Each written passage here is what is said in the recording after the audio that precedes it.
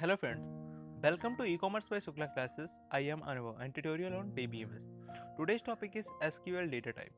Complete topic जो है वो हिंदी और इंग्लिश में होगा।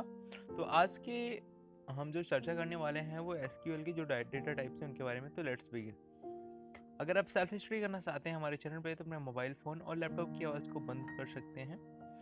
इसमें क्या होगा, अगर आप अपनी आवाज़ को बंद करते हैं तो आपको स्लाइड्स के थ्रू हमारे कंप्लीट कंटेंट को पढ़ सकते हैं। SQL data type exact numeric types.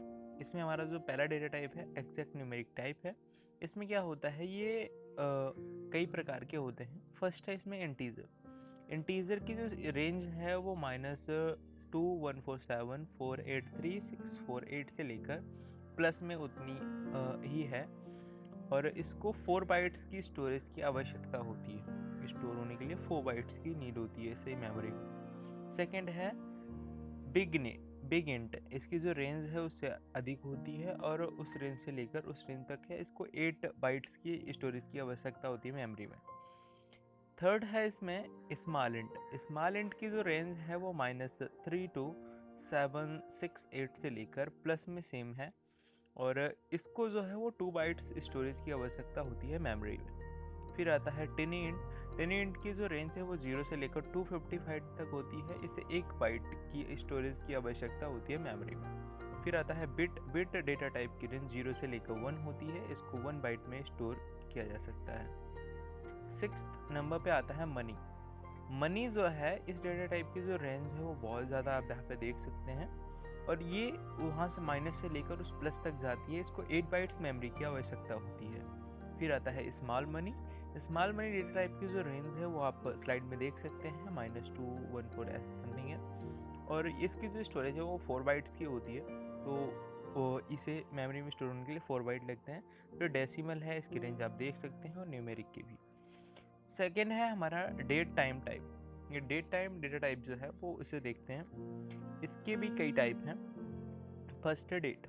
यह डेटा टाइप ईयर, मंथ और डेज की वैल्यू को स्टोर करता है। इसको 3 बाइट स्टोरेज की नीड होती है, क्योंकि ये 3 वैल्यूज को स्टोर करता है, ईयर, मंथ और डे।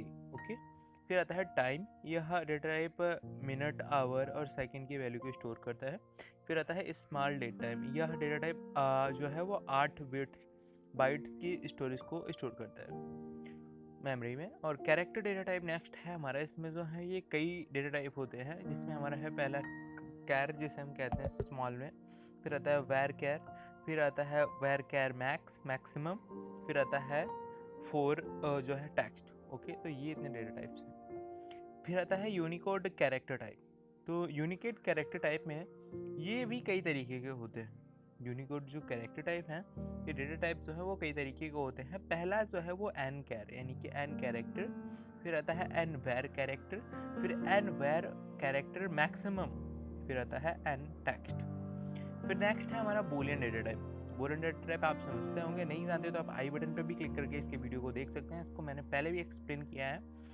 और ये जो है वैल्यू को ट्रू और फॉल्स के फॉर्मेट में आपको रिजल्ट प्रोवाइड करता है, ये सही है या गलत। आशा करते हैं वीडियो हेल्पफुल रहा होगा एसक्यूएल के डेटा टाइप को समझने में।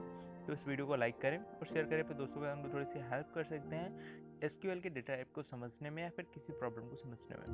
और कमेंट करें अगर कुछ भी समझ में ना आया और किसी और लेक्चर के बारे में जानना चाहते हो, टॉपिक के बारे में। और सब्सक्राइब करें मेरे चैनल को, हिट करें बेल आइकन को।